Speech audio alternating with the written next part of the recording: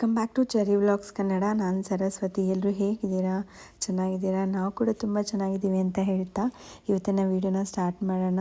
ಇವತ್ತಿನ ವೀಡಿಯೋ ಏನಾಗಿರುತ್ತೆ ಅಂತ ಹೇಳಿದ್ರೆ, ಕಾಮಾಕ್ಷಿ ದೀಪನ ತುಂಬ ಜನದ ಮನೇಲಿ ಹಚ್ತಿರ್ತಾರೆ. ಆದರೆ ಯಾವ ರೀತಿ ಹಚ್ಚಬೇಕು ಅನ್ನೋದು ಗೊತ್ತಿರಲ್ಲ.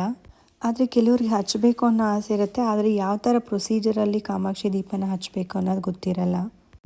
ಕಾಮಾಕ್ಷಿ ದೀಪದ ಬಗ್ಗೆ ತಿಳ್ಕೊಳ್ಳೋದು ತುಂಬಾ ಇದೆ. ಕಾಮಾಕ್ಷಿ ದೀಪ ಹಚ್ಚೋದ್ರಿಂದ ಆಗೋವಂಥ ಲಾಭಗಳು ತುಂಬಾ ಇದೆ. ಕಾಮಾಕ್ಷಿ ದೀಪನ ಹೆಂಗಂದ್ರಂಗೆ ತೊಗೊಂಡು ಬರಬಾರ್ದು. ಯಾವ ರೀತಿ ಕಾಮಾಕ್ಷಿ ದೀಪನ ತೊಗೊಂಡು ಬರಬೇಕು, ಕಾಮಾಕ್ಷಿ ದೀಪನ ಯಾವ ಶುಭ ದಿನದಲ್ಲಿ ತೊಗೊಂಡು ಬರಬೇಕು, ದೀಪನ ತೊಗೊಂಡು ಬಂದಮೇಲೆ ಯಾವ ರೀತಿ ಪೂಜೆ ಮಾಡಬೇಕು, ಅದರಿಂದ ಆಗೋ ಲಾಭಗಳ ಬಗ್ಗೆ ತಿಳ್ಕೊಳ್ಳೋಣ ಬನ್ನಿ.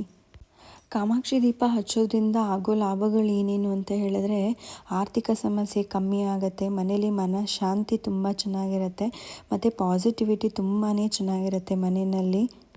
ಈ ರೀತಿಯಾದಂಥ ಹಲವಾರು ಪ್ರಯೋಜನಗಳನ್ನ ನಾವು ಕಾಮಾಕ್ಷಿ ದೀಪ ಹಚ್ಚೋದ್ರಿಂದ ಪಡ್ಕೊಳ್ಬೋದು. ಮೊದಲಿಗೆ ಕಂಚಿ ಕಾಮಾಕ್ಷಿ ಅಂತ ಎಲ್ಲರಿಗೂ ಗೊತ್ತೇ ಇರುತ್ತೆ. ಕಾಮಾಕ್ಷಿ ಬಂದು ಮೂಲ ದೇವಸ್ಥಾನ ಬಂದು ಕಂಚಿನಲ್ಲಿ ಇರುವಂಥದ್ದು. ಕಂಚಿ ಅಂತ ಹೇಳಿದ್ರೆ ಪಾರ್ವತಿ ಸ್ವರೂಪ ಅಂತ ಹೇಳ್ತಾರೆ. ಇದು ಎಲ್ಲರಿಗೂ ಗೊತ್ತಿರುತ್ತೆ ಇಲ್ವೋ ಗೊತ್ತಿಲ್ಲ, ಬಟ್ ಗೊತ್ತಿಲ್ಲ ಅನ್ನೋರಿಗೆ ಇದು ಯೂಸ್ಫುಲ್ ಆಗುತ್ತೆ. ವಿಡಿಯೋನ ಎಲ್ಲೂ ಸ್ಕಿಪ್ ಮಾಡದೆ ಕೊನೆವರೆಗೂ ನೋಡಿ. ಯಾವ ಥರ ಪ್ರೊಸೀಜರಲ್ಲಿ ಈ ದೀಪನ ಹಚ್ಚೋದು ಅನ್ನೋದನ್ನು ಸಂಪೂರ್ಣ ಮಾಹಿತಿ ನಾನಿಲ್ಲಿ ಕೊಡ್ತಾ ಇದ್ದೀನಿ. ಸೊ ಕಂಚಿ ಕಾಮಾಕ್ಷಿ ಬಂದ್ಬಿಟ್ಟು ಪಾರ್ವತಿ ಸ್ವರೂಪ ಅಂತ ಹೇಳ್ತಾರೆ. ಪಾರ್ವತಿ ಸ್ವರೂಪ ಅಂತ ಹೇಳಿದ್ರೆ 2 ಕಣ್ಣುಗಳು, ಅದು ಒಂದು ಲಕ್ಷ್ಮಿ ಮತ್ತು ಒಂದು ಸರಸ್ವತಿಗೆ ಅನ್ವಯಿಸುತ್ತೆ. ಕಾಮಾಕ್ಷಿ ಬೇಸಿಕಲಿ 3 ದೇವತೆಗಳ ಸಂಗಮ ಅಂತ ಹೇಳ್ತಾರೆ. ಮೊದಲಿಗೆ ಲಕ್ಷ್ಮಿ, ಸರಸ್ವತಿ, ಪಾರ್ವತಿ. ಸೊ 3 ಶಕ್ತಿ ದೇವತೆಗಳು ಇರೋಂಥ ಕಾಮಾಕ್ಷಿ ದೀಪ ಹಚ್ಚೋದ್ರಿಂದ ಮನೆಯಲ್ಲಿ ತುಂಬಾ ಪ್ರಯೋಜನಗಳು ಜಾಸ್ತಿ ಇರುತ್ತೆ. ಬಟ್ ಈ ಪೂಜೆ ಮಾಡಬೇಕಂದ್ರೆ ಶ್ರದ್ಧಾ ಭಕ್ತಿ ಮಾಡಿ ತುಂಬಾ ಇಂಪಾರ್ಟೆಂಟ್ ಆಗುತ್ತೆ. ಸೊ ಈ ದೀಪನ ಹಚ್ಚೋದ್ರಿಂದ ಮನೆಯಲ್ಲಿ ನೀವು ಅಂದ್ಕೊಳ್ದಿರೋದಕ್ಕಿಂತ ತುಂಬ ಒಳ್ಳೊಳ್ಳೆ ಕಾರ್ಯಗಳು ಕೂಡ ನಡೆಯುತ್ತೆ. ಅಷ್ಟು ಐಶ್ವರ್ಯ ಸಿಗುತ್ತೆ ಮನೆಯಲ್ಲಿ. ಒಂದು ಯಾವಾಗ್ಲೂ ಏಳಿಗೆ ಆಗೋಂಥದ್ದು ತುಂಬಾ ಜಾಸ್ತಿ ಇರುತ್ತೆ ಈ ಕಾಮಾಕ್ಷಿ ದೀಪ ಹಚ್ಚೋದ್ರಿಂದ. ಸೊ ಮೊದಲಿಗೆ ನಾವಿಲ್ಲಿ ಕಂಚಿ ಕಾಮಾಕ್ಷಿ ಮೂಲ ದೇವರದ್ದು ಸ್ವಲ್ಪ ವಿಷಯನ ತಿಳ್ಕೊಳ್ಳೋಣ. ಏನಂತ ಹೇಳಿದ್ರೆ, ಕಂಚಿ ಕಾಮಾಕ್ಷಿ ದೇವಸ್ಥಾನ ಬಂದು ಎಲ್ಲ ದೇವಸ್ಥಾನಗಳು ತೆಗಿಯೋದಕ್ಕಿಂತ ಮುಂಚೆನೇ ತೆಗಿತಾರೆ. ಸೊ ಅದಾದಮೇಲೆ ಎಲ್ಲ ದೇವಸ್ಥಾನಗಳು ಸಾಯಂಕಾಲ ಕ್ಲೋಸ್ ಆದಮೇಲೆ ಕಾಮಾಕ್ಷಿ ದೇವಸ್ಥಾನ ಕ್ಲೋಸ್ ಆಗೋವಂಥದ್ದು. ತುಂಬಾ ಪವರ್ಫುಲ್ ಇರೋವಂಥ ದೇವರು. ಈ ಶಕ್ತಿ ದೇವಸ್ಥಾನ ಓಪನ್ ಆದಮೇಲೆ ಪಂಚಭೂತಗಳು ಕೆಲಸ ಮಾಡೋದು ಅಂತ ಹೇಳ್ತಾರೆ. ಸೊ ಸಾಯಂಕಾಲ ಅಷ್ಟೇ ಎಲ್ಲ ದೇವಸ್ಥಾನಗಳು ದೇವಸ್ಥಾನ ಮುಚ್ಚಿದ ಮೇಲೆ ಕಂಚಿ ಕಾಮಾಕ್ಷಿ ಮುಚ್ಚೋ ಅಂಥದ್ದು. ತಾಯಿ ಕಂಚಿ ಕಾಮಾಕ್ಷಿ ಬಂದ್ಬಿಟ್ಟು ಮೂಲತಃ ಉದ್ಭವ ಮೂರ್ತಿ ಅಂತ ಹೇಳ್ತಾರೆ. ಈ ತಾಯಿ ಬಂದು ಪದ್ಮಾಸನದಲ್ಲಿ ಕೂತಿರ್ತಾರೆ. ಬೇರೆ ದೇವರಿಗೆ ಕಂಪೇರ್ ಮಾಡಿದ್ರೆ ತುಂಬ ವಿಜೃಂಭಣೆಯಿಂದ ದೇವ್ರನ್ನ ಅಲಂಕರಿಸಿರ್ತಾರೆ. ಅದಾದಮೇಲೆ ಇದರ ದೇವಸ್ಥಾನಕ್ಕೆ ಲೈಟಿಂಗ್ಸ್ ಎಲ್ಲ ತುಂಬ ಏನೂ ಇರೋದಿಲ್ಲ. ಜಸ್ಟ್ ಅಲ್ಲೇನು ದೀಪ ಹಚ್ಚಿರ್ತಾರೆ ಆ ಬೆಳಕಿಂದನೇ ಆ ತಾಯಿ ಅಷ್ಟು ಸುಂದರವಾಗಿ ಕಾಣಿಸ್ತಾರೆ ಅಂತ ಹೇಳ್ತಾರೆ. ಈ ದೇವಸ್ಥಾನದ ಇನ್ನೊಂದು ಮಹಿಮೆ ಏನಂತ ಹೇಳಿದ್ರೆ, ಇಲ್ಲಿ ಶ್ರೀಚಕ್ರ ಇರುತ್ತೆ. ಈ ಚಕ್ರನ ಯಾರಾದರೂ ಮುಟ್ಟಿ ನಮಸ್ಕಾರ ಮಾಡ್ಕೊಂಡು ಬಂದರೆ ಅವರಿಗೆ ಅಷ್ಟೈಶ್ವರ್ಯ, ಸಕಲ ಸೌಭಾಗ್ಯ ಎಲ್ಲ ಸಿಗುತ್ತೆ. ಇದನ್ನು ಆದಿಶಂಕರಾಚಾರ್ಯರು ನಿರ್ಮಿಸಲಾಗಿರುತ್ತೆ ಅಂತ ಹೇಳ್ತಾರೆ. ಬಟ್ ಯಾವುದೇ ಕಾರಣಕ್ಕೂ ನೀವು ಕಂಚಿ ಕಾಮಾಕ್ಷಿಗೆ ಹೋದಾಗ ಇದನ್ನು ಮುಟ್ಟಿ ನಮಸ್ಕಾರ ಮಾಡ್ಕೊಂಡು ಬರೋದನ್ನು ಮಾತ್ರ ಮರಿಬೇಡಿ. ಬಟ್ ತುಂಬಾ ಒಳ್ಳೆಯದಾಗತ್ತೆ. ಮನೆಯಲ್ಲಿ ಅಭಿವೃದ್ಧಿ, ಏಳಿಗೆ, ಸುಖ, ಶಾಂತಿ, ನೆಮ್ಮದಿ ಎಲ್ಲ ಕೂಡ ತುಂಬಾ ಚೆನ್ನಾಗಾಗತ್ತೆ. ಶ್ರೀಚಕ್ರಕ್ಕೆ ನೋಡಿ ಅಷ್ಟು ಪವರ್ಫುಲ್ ಇರುತ್ತೆ. ಆ ಪವರು ನಿಮಗೂ ಕೂಡ ಬೇಕಂತ ಹೇಳಿದ್ರೆ ಆದಷ್ಟು ಎಷ್ಟು ಸಲ ಆಗುತ್ತೆ ಅಷ್ಟು ಸಲ ನೀವು ಕಂಚಿ ಕಾಮಾಕ್ಷಿಗೆ ಹೋಗಿ ತಾಯಿ ಕಾಮಾಕ್ಷಿ ದರ್ಶನ ಮಾಡಿ ಅಲ್ಲಿ ಶ್ರೀಚಕ್ರ ಕೂಡ ನಮಸ್ಕಾರ ಮಾಡ್ಕೊಂಡು ಬನ್ನಿ. ತುಂಬಾ ಒಳ್ಳೆಯದಾಗತ್ತೆ. ಸೊ ಮತ್ತೆ ಇವಾಗ ನಾವು ದೀಪದ ಕಡೆ ಬರೋಣ. ಕಂಚಿ ಕಾಮಾಕ್ಷಿ ದೀಪನ ಈ ದೀಪನ ತಲಾಂತರದಿಂದ ಹಚ್ಕೊಂಡು ಬಂದಿರ್ತಾರೆ.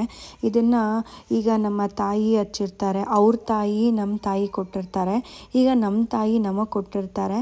ಸೊ ನಾವು ನಮ್ಮ ಮಕ್ಕಳಿಗೆ, ಅವರು ಅವ್ರ ಮಕ್ಕಳಿಗೆ ಇದನ್ನು ಒಂದು ಪ್ರಾಪರ್ಟಿ ಥರ ಯೂಸ್ ಮಾಡ್ಕೊಳ್ತಾರೆ. ಅಂದರೆ ತಲಾಂತರದಿಂದ ಬಂದಿರೋದನ್ನು ಆಸ್ತಿ ಥರ ಪರಿಗಣಿಸಿ ಇದನ್ನು ಯಾವುದೇ ಕಾರಣಕ್ಕೂ ಎಲ್ಲೂ ಹಾಳಾಗದಿರೋ ಥರ ನೋಡ್ಕೊಳ್ಬೇಕಾಗತ್ತೆ. ಮಾಡಬೇಕಾಗತ್ತೆ. ಬಟ್ ಇದು ಒಂದು ಅಂತರದಿಂದ ಬಂದಿರೋದ್ರಿಂದ ಇದಕ್ಕೆ ಪವರ್ ತುಂಬಾ ಜಾಸ್ತಿ ಇರುತ್ತೆ. ಯಾರ್ಯಾರು ಯಾವ ಸಮಯದಲ್ಲಿ ಈ ದೀಪನ ಹಚ್ಚಿರ್ತಾರೆ ಅಂತ ಹೇಳೋಕ್ಕಾಗಲ್ಲ. ಬಟ್ ಆದಷ್ಟು ಹಳೆ ದೀಪಗಳಿದ್ದರೆ ತುಂಬಾ ಉಪಯೋಗಕ್ಕೆ ಬರುತ್ತೆ. ಇಲ್ಲ ಅಂದರೂ ಪರವಾಗಿಲ್ಲ, ನೀವು ಹೊಸದೇನಾದ್ರು ಕೊಂಡ್ಕೊಳ್ತೀರಿ ಅಂತ ಹೇಳಿದ್ರೆ ಯಾವ ಥರ ತೊಗೊಳ್ಬೇಕು ಅನ್ನೋದನ್ನು ನಾನು ಹೇಳ್ತೀನಿ. ಸೊ ಮೊದಲಿಗೆ ನಾವು ಕಾಮಾಕ್ಷಿ ದೀಪನ ಮನೆಯಲ್ಲಿ ಎಷ್ಟು ಬಳಸಬೇಕು ಅನ್ನೋದ್ರ ಬಗ್ಗೆ ಎಲ್ಲರಿಗೂ ಡೌಟ್ ಇರುತ್ತೆ. ಸೊ ಕಾಮಾಕ್ಷಿ ದೀಪ ಯಾವಾಗಲೂ ಕೂಡ ಒಂದು ದೀಪನ ಹಚ್ಚಬೇಕಾಗತ್ತೆ, ಎರಡೆರಡು ದೀಪನ ಹಚ್ಚಬಾರ್ದು. ಇದು ಆದಷ್ಟು ನಾವು ಕಾಮಾಕ್ಷಿ ದೀಪನ ಬೆಳ್ಳಿ ಅಥವಾ ತಾಮ್ರದ್ದು ಅಥವಾ ಹಿತ್ತಾಳೆ ಈ 3 ಲೋಹದಲ್ಲಿ ಬಳಸಬೇಕಾಗತ್ತೆ. ಕೆಲವರು ದುಡ್ಡಿರೋರು ಚಿನ್ನದ್ದು ಕೂಡ ಮಾಡಿಸ್ಕೊಳ್ತಾರೆ. ಬಟ್ ಶ್ರೇಷ್ಠ ಅಂತ ಹೇಳಿದ್ರೆ ಬೆಳ್ಳಿ ಮತ್ತು ಹಿತ್ತಾಳೆ, ತಾಮ್ರ ಈ 3 ನೀವು ಖರೀದಿಸಬೇಕಾಗತ್ತೆ. ಸೊ ಖರೀದಿಸಬೇಕಾದ್ರೆ ಕೆಲವೊಂದನ್ನು ನೀವು ಫಾಲೋ ಮಾಡಬೇಕಾಗತ್ತೆ. ಅದನ್ನು ನಾನಿಲ್ಲಿ ತೋರಿಸ್ತೀನಿ. ಏನಂತ ಹೇಳಿದ್ರೆ ಇದರಲ್ಲಿ ಲಾಭ ನಷ್ಟ ಅನ್ನೋದನ್ನು ನಾವು ಯಾವ ಥರ ಕ್ಯಾಲ್ಕುಲೇಷನ್ ಮಾಡಬೇಕು ಅನ್ನೋದ್ರ ಬಗ್ಗೆ ನಾನಿಲ್ಲಿ ತೋರಿಸ್ತಾ ಇದ್ದೀನಿ. ಲಾಭ ನಷ್ಟ ಅಂತ ಹೇಳಿದ್ರೆ ಇಲ್ಲಿ ಮೇಲೆಯಿಂದ ಕೆಳಗಡೆ ಮತ್ತು ಕೆಳಗಡೆಯಿಂದ ಮೇಲ್ಗಡೆ ಏನು ಆ ಲೈನ್ಸ್ ಇರುತ್ತೆ ಅದು ತುಂಬ ಕ್ಲಾರಿಟಿ ಇರಬೇಕು. ಫುಲ್ ಶಾರ್ಪ್ ಎಡ್ಜಸ್ ಇರುತ್ತೆ. ನಾನು ಕರೆಕ್ಟಾಗಿ ತೋರಿಸ್ತಾ ಇದ್ದೀನಿ, ನೋಡ್ಕೊಳ್ಳಿ. ಈ ದೀಪ ನಾನು ತುಂಬ ದಿವಸದಿಂದ ಹಚ್ತಿರೋದು, ನೀವು ನನ್ನ ಹಳೆ ವಿಡಿಯೋಗಳಲ್ಲೆಲ್ಲ ನೋಡಿರ್ತೀರ. ಬಟ್ ಇದು ಬಂದು ಲಾಭ ನಷ್ಟ ಕರೆಕ್ಟ್ ಆಗಿದೆ. ಸೊ ಮೇಲೆಯಿಂದ ಎಣಿಕೆ ಮಾಡಿದಾಗಲೂ ಕೆಳಗಡೆಯಿಂದ ಮೇಲೆ ಎಣಿಕೆ ಮಾಡಿದಾಗಲೂ ಲಾಭ ನಷ್ಟ ಕರೆಕ್ಟಾಗಿರಬೇಕು. ಸೊ ಬನ್ನಿ ಇವಾಗ ಅದನ್ನು ಯಾವ ಥರ ಕ್ಯಾಲ್ಕುಲೇಟ್ ಮಾಡೋದು ನೋಡೋಣ. ಮೊದಲನೇಗೆ ಲಾಭ ನಷ್ಟ ಲಾಭ ನಷ್ಟ ಲಾಭ ನಷ್ಟ ಲಾಭ ನಷ್ಟ ಲಾಭ ನಷ್ಟ ಲಾಭ ನಷ್ಟ ಲಾಭ. ಅಲ್ಲಿ ಎಡ್ಜ್ ಏನಿರುತ್ತೆ ಅದು ಲಾಭನೇ ಬರಬೇಕು. ಅಲ್ಲಿಂದ ಮತ್ತೆ ಕೆಳಗಡೆ ನಾವು ಸ್ಟಾರ್ಟ್ ಮಾಡಿದ್ರೆ ಅದು ಕೆಳಗಡೆ ಬರೋ ಅಷ್ಟೊತ್ತಿಗೆ ಅದು ಕೂಡ ಲಾಭನೇ ಇರಬೇಕು. ಲಾಭ ನಷ್ಟ ಕ್ಯಾಲ್ಕುಲೇಟ್ ಮಾಡೋದು ಎರಡೂ ಕಡೆನೂ ಲಾಭನೇ ಬರಬೇಕು. ಈ ಎಡ್ಜಿಂದ ಮೇಲೆ ಕೌಂಟ್ ಮಾಡಿದ್ರು ಲಾಭನೇ ಬರಬೇಕು, ಮೇಲಿಂದ ಕೆಳಗಡೆ ಕೌಂಟ್ ಮಾಡಿದ್ರು ಲಾಭನೇ ಬರಬೇಕು. ಯಾವುದೇ ಕಾರಣಕ್ಕೂ ನಷ್ಟ ಅಂತ ಬರೋದು ದೀಪನ ನೀವು ಉಪಯೋಗಿಸ್ಬೇಡಿ. ಅದು ಮನೆಯಲ್ಲಿ ಉಪಯೋಗಿಸೋದ್ರಿಂದ ಏನಂತಾರೆ ಫೈನಾನ್ಷಿಯಲಿ ಅಷ್ಟೊಂದು ಗ್ರೋತ್ ಚೆನ್ನಾಗಾಗಲ್ಲ ಅಂತ ಹೇಳ್ತಾರೆ. ಸೊ ಆದಷ್ಟು ನೀವು ತೊಗೊಂಡು ಬರಬೇಕಾದ್ರೆ ತುಂಬಾ ಕೇರ್ಫುಲ್ಲಾಗಿ ನೋಡಿ. ಲಾಭ ನಷ್ಟ ಎಣಿಕೆ ಮಾಡೋದು ತುಂಬಾ ಉತ್ತಮ.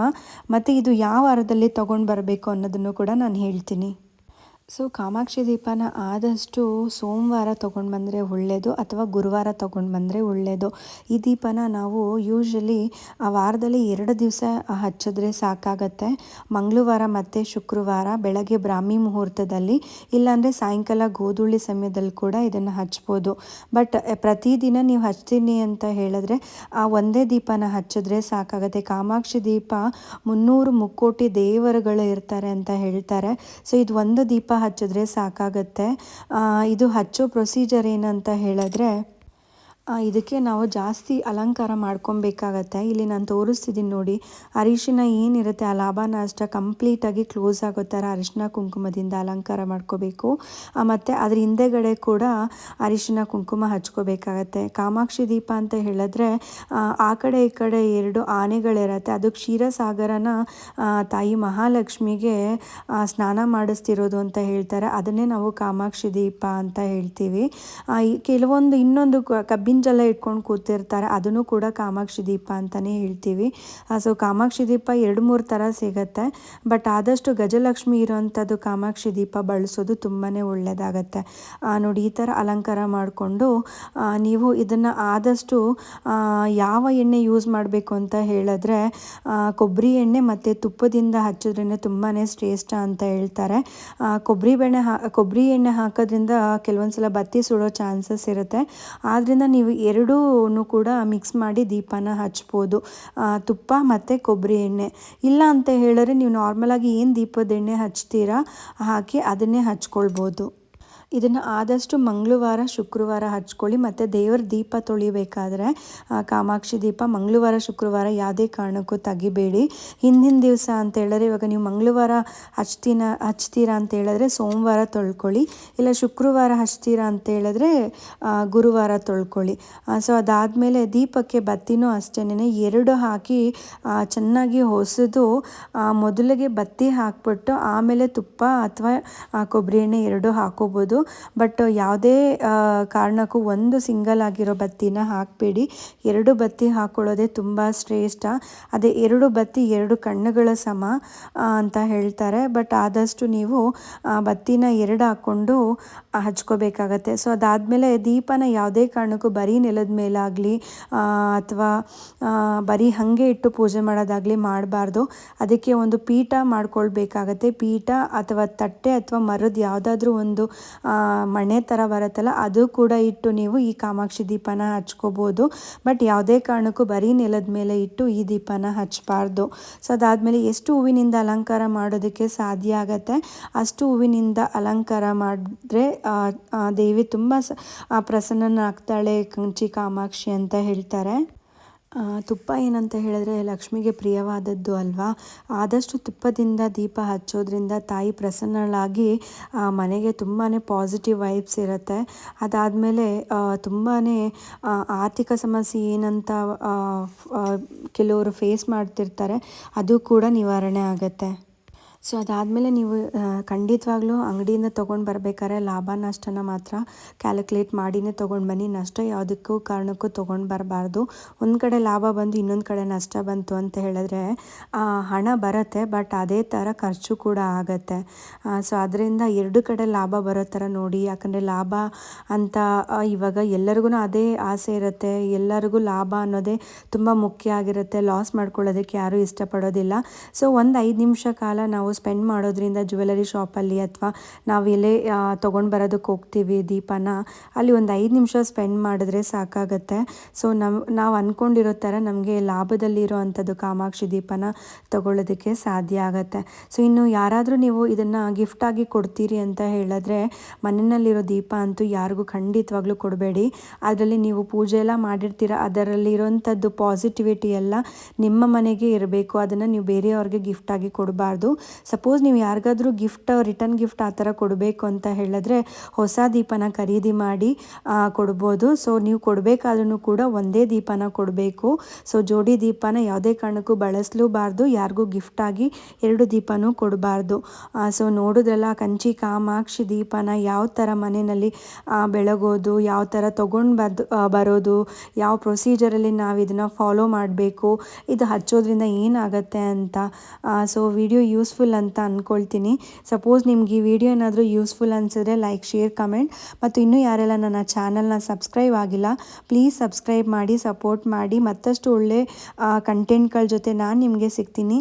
ಅಲ್ಲಿವರೆಗೂ tata, take care, bye and thanks for watching.